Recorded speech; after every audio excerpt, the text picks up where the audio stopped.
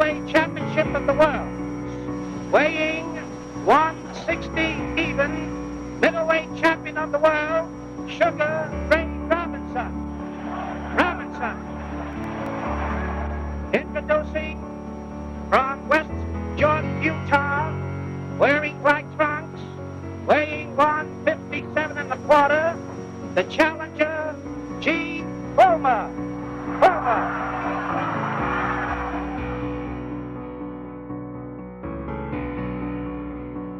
Yeah, Gene got started in boxing with my grandpa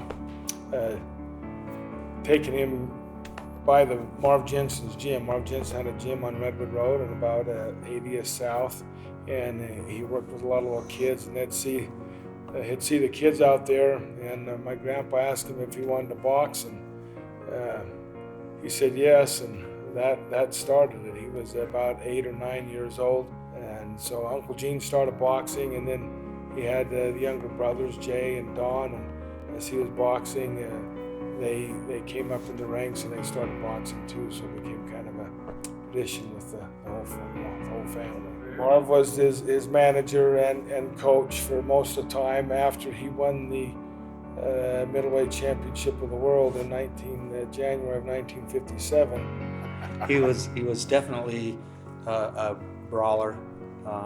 I've always referred to him as the strongest man to ever put on gloves, simply because he didn't have a lot of style, and he could just keep walking you down until they gave up. His conditioning must have been next to excellent.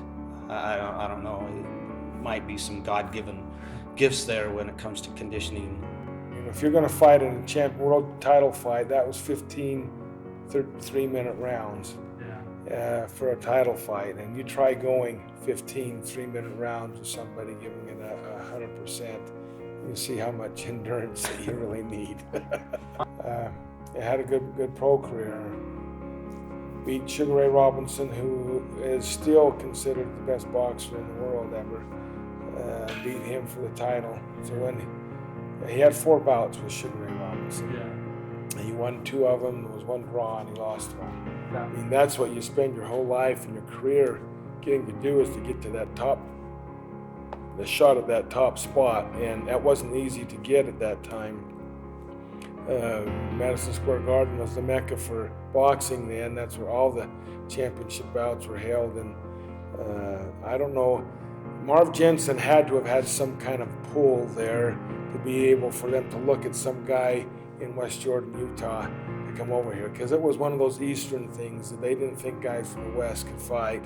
And so, you know, there's a little bit of that kind of stigmatism, and the people there in the East, they still are that way. When you go back to the Hall of Fame, it was a long time before they would even get anybody from the West into the Hall of Fame, because they thought all the better boxers were from the East there. And so I'm sure it was very nervous for him, and nerve-wracking, but he just gave it all he could. Gene,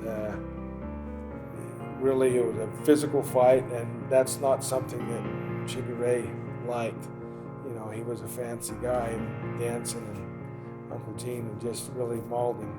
So that was a big deal when Gene won the world championship.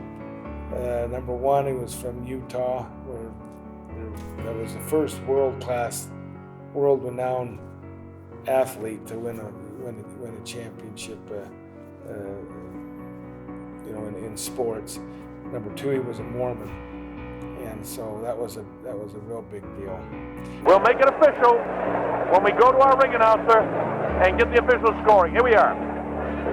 Referee Ruby Goldstein scores at 8-5, 2 even, favor of Fullmer. Judge Frank Forbes, 10-5, favor of Fullmer. Harold Barnes, 9-6, favor of Fullmer. Winner by unanimous decision.